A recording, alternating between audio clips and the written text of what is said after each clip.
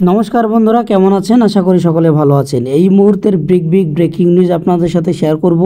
কেননা যা ঘটতে চলেছে, একটা মারাত্মক ঘটনা ঘটতে চলেছে। আপনারা ভিডিওটা শেষ পর্যন্ত দেখলেই বুঝতে পারবেন যে আগামী দিনে কি হতে চলেছে। এক প্রকার যারা শিক্ষক রয়েছেন তাদের তো বিরাট বড় সমস্যা, এবং যারা নতুন নিয়োগের আশায় বসে আছেন তারাও কিন্তু এর সাথে জড়িত হয়ে যাচ্ছে। কীরকমভাবে?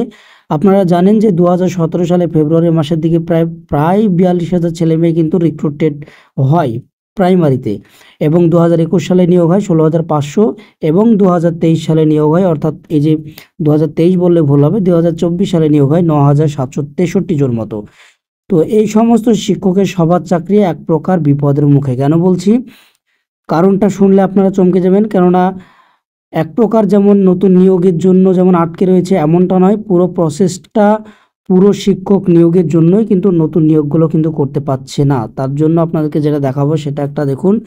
প্রথমে আপনাদেরকে বলবো যে 2014 এবং 2017 দুটো টেটকে নিয়ে কেস হয়। দুটো টেটেরই কিন্তু ওএমআর শিট নেই, এমনটা জানা যাচ্ছে।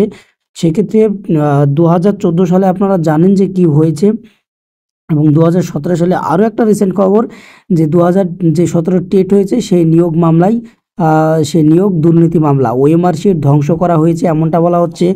ওএমআর শিট ধ্বংস করেছে মানিক ভট্টাচার্য, অর্থাৎ তিনি পর্ষদ সভাপতি থাকাকালীন কিন্তু এই সিদ্ধান্ত নিয়েছিলেন। বোর্ডের সদস্যদের জানানো হয়নি, অর্থাৎ অ্যাডহক কমিটিতে যারা থাকে তাদেরকে জানিয়ে কিন্তু সিদ্ধান্ত নেওয়া হয়। তিনি সেই সিদ্ধান্তও নেননি, কোনো সিদ্ধান্ত ছাড়াই এটা হয়েছে। আর এটা সম্পূর্ণ বেআইনি, এটা কখনো করতে পারে না। আদালতে প্রাথমিক প্রাথমিক যে বোর্ড রয়েছে তারা কিন্তু অলরেডি জানিয়ে দিলেন, কলকাতা হাইকোর্টের জানালেন এরকম কিন্তু পর্ষদের আইনজীবী। তাহলে বুঝতে পারছেন যে 2014 না 2017 কিন্তু এমনটা ঘটনা ঘটেছিল, ওদের ওএমআর শিট নেই। অর্থাৎ 2014 সালে ওএমআর শিট নেই, 2017 সালে ওএমআর শিট নেই।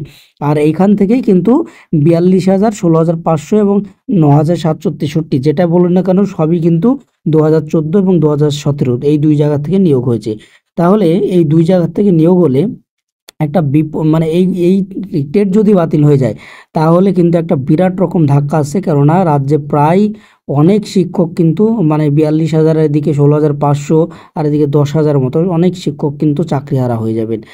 এবং এই সমস্ত জন্য কিন্তু নতুন নিয়োগও কিন্তু খুব একটা তৎপরতা নিয়ে কাজ করছে না, যেহেতু একটা ঘটনা ঘটে গেছে। এটা ক্লিয়ার না হলে নতুন নিয়োগ কিভাবে করতে পারে, এটা কিন্তু একটা প্রশ্ন থেকে যায়। এবং সেই সাথে নতুন টেটেও একটা কিন্তু অনীহা তৈরি হচ্ছে। সব মিলিয়ে যেটা দেখা যাচ্ছে যে যদি টেট বাতিল হয়ে যায় তাহলে রাজ্যের শিক্ষা ব্যবস্থা একদম ভেঙে পড়বে।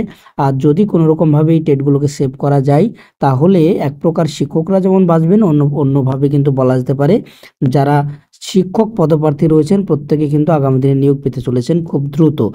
এমনকি আগামী 26 সালে যে ভোট রয়েছে সেই ভোটের আগে কিন্তু নিয়োগ প্রক্রিয়া সম্পূর্ণ করার একটা বিরাট রকম তৎপরতা শুরু হয়েছে।